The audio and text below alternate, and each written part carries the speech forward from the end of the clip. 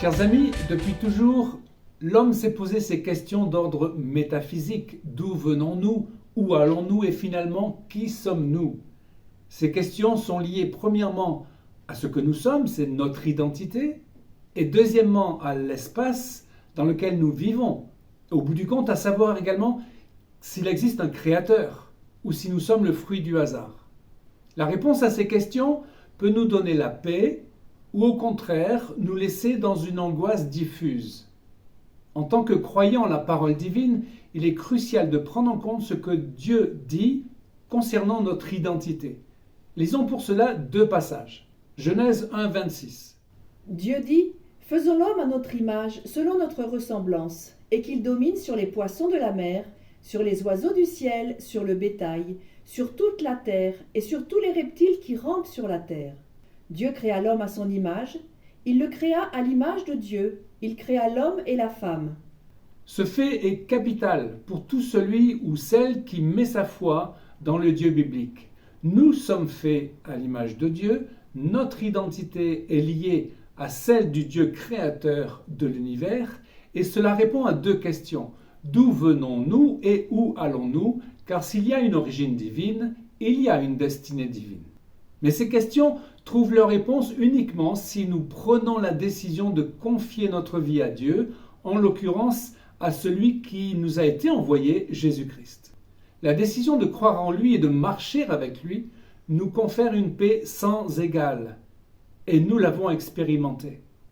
L'angoisse existentielle que tout homme peut connaître disparaît en un instant, dès le moment où l'on reconnaît son identité liée au Créateur et que nous faisons alliance avec un Dieu personnel. Lisons le deuxième passage, Jérémie 33, 20. Ainsi parle l'Éternel : si vous pouvez rompre mon alliance avec le jour et mon alliance avec la nuit, en sorte que le jour et la nuit ne soient plus en leur temps, alors aussi mon alliance sera rompue avec David, mon serviteur. Ce verset montre premièrement la solidité de cette alliance faite avec Dieu qui a établi les lois des cieux et de la terre. Elle est indestructible. Deuxièmement, cette alliance passe par Israël, le peuple choisi, symbolisé là par le roi David. Ésaïe nous le confirme, disant « Je t'ai gravé sur mes mains ». L'alliance que nous faisons avec Dieu et son envoyé passe par Israël. Il s'agit de la même alliance. En quelque sorte, la permanence de l'Église et celle de notre existence est liée à la pérennité d'Israël. Il y a dans la Bible ce commandement « Souviens-toi ». Il y a une relation entre la mémoire et l'identité. La mémoire, elle est directement liée à notre identité. Un homme sans mémoire est un homme qui va à la dérive, ayant perdu le souvenir de ses racines, de sa famille et ne sachant où il va. C'est pourquoi Dieu a si souvent invité Israël à se souvenir. Souviens-toi, ordonnant également la célébration des fêtes de l'Éternel. Actuellement, le peuple juif célèbre des jours constitutifs de son identité. C'est sa mémoire collective. En avril-mai, Israël célèbre ainsi des événements historiques, notamment 4 qui commencent par le mot Yom, signifiant le jour. Yom HaShoah, Yom HaZikaron, Yom HaTzmaut et Yom Yerushalayim. 2 jours résument le souvenir des souffrances d'Israël. Le jour de la Shoah est le jour du souvenir pour les victimes de guerre israéliennes et pour les victimes de la haine au travers des multiples attentats. Arrêtons-nous sur Yom HaShoah, le jour de la mémoire de la Shoah. Il évoque la période terrible des nazis, ayant construit notamment des camps d'extermination. Dans le pays, les drapeaux sont mis en berne. Le président de l'État d'Israël, le Premier ministre font les allocutions. 6 survivants de la Shoah allument 6 torches symbolisant les 6 millions de Juifs exterminés par l'Allemagne nazie.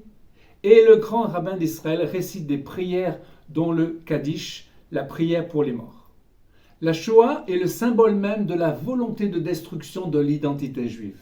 Transporter des communautés entières de Juifs dans des wagons à bestiaux, leur enlever toute dignité, séparer les enfants des parents, déshumaniser toute personne par la mise à nu et le rasage, tuer l'identité par le tatouage d'un numéro sur le bras, les vêtir d'un pyjama rayé, les affamer et les réduire à l'état de squelette, tuer même le rythme du temps, c'est-à-dire celui des fêtes de l'Éternel, et finalement les jeter dans des fours pour les réduire en cendres.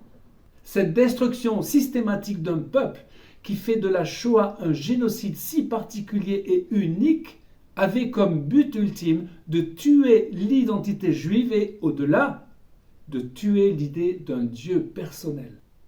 Lisons ce que Dieu a écrit pour venger son peuple. C'est la suite des paroles d'Ésaïe 61 que Jésus a prononcées dans la synagogue de Nazareth, en Luc 4,18, à propos de l'année de grâce. Ésaïe 61, 2 nous donne ainsi la suite des plans divins.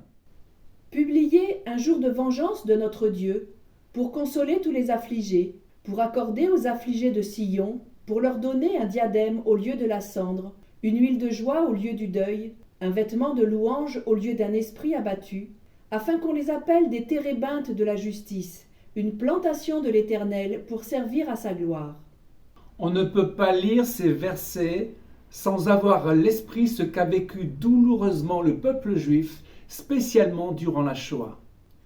Puis, après ces 2 jours terribles, viennent des jours de réjouissance, Yom Ha'atzmaut et Yom Yerushalayim. Yom Ha'atzmaut, le jour de l'indépendance, est le jour fixé par l'État d'Israël pour commémorer la création de l'État, le 5 Iyar 5708 ou bien le 14 mai 1948. Il célèbre le miracle de la création de l'État hébreu 3 ans après la libération d'Auschwitz.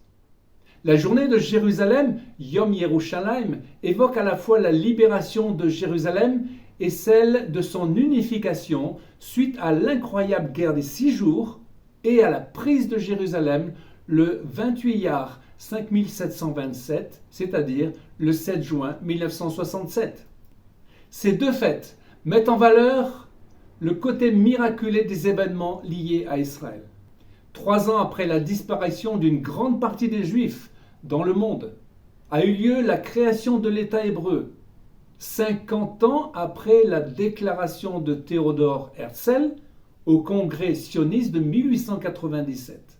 Je cite, « À Bâle, dit-il, j'ai créé l'État juif.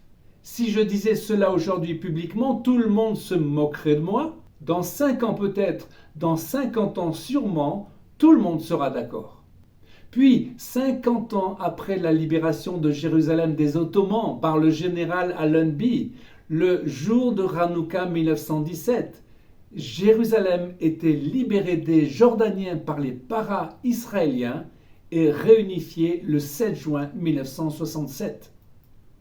Dieu est dans notre ADN. Je voudrais pour finir examiner un autre fait miraculeux. La science et la technologie aidant, l'homme a été capable récemment de comprendre la structure de base de notre identité qu'on appelle l'ADN ou le génome humain. Rosalind Franklin, une biologiste juive britannique, a été celle qui a découvert l'ADN, cette fameuse hélice hélicoïdale. Pionnière de la biologie moléculaire, elle a formulé la première, la structure de l'acide désoxyribonucléique. La molécule d'ADN, c'est une longue double hélice qui ressemble à un escalier en colimaçon. Les 2 brins sont reliés par des nucléotides, formant les marches de l'escalier et solidifiant la structure même de l'ADN. L'ordre dans lequel se succèdent les nucléotides le long des brins constitue une séquence. Et cette séquence porte l'information génétique qui détermine notre personnalité. Or, on a découvert cette séquence. Elle est de 10, 5, 6 et 5. Dans l'alphabet hébreu, ces chiffres correspondent à les lettres qui sont exactement le nom de Dieu, Yud, He, Vav, He. Dieu a signé de son nom chaque cellule de notre corps. Comprenons ce que dit la Bible. 1 Corinthiens 6, 19. Ne savez-vous pas que votre corps est le temple du Saint-Esprit qui est en vous, que vous avez reçu de Dieu, et que vous ne vous appartenez point à vous-même, car vous avez été rachetés à un grand prix. Glorifiez donc Dieu dans votre corps et dans votre esprit qui appartiennent à Dieu. Ayons conscience de ce grand miracle et célébrons l'auteur de nos vies chaque jour. Chers amis, à une prochaine fois pour une nouvelle vidéo en direct de Jérusalem.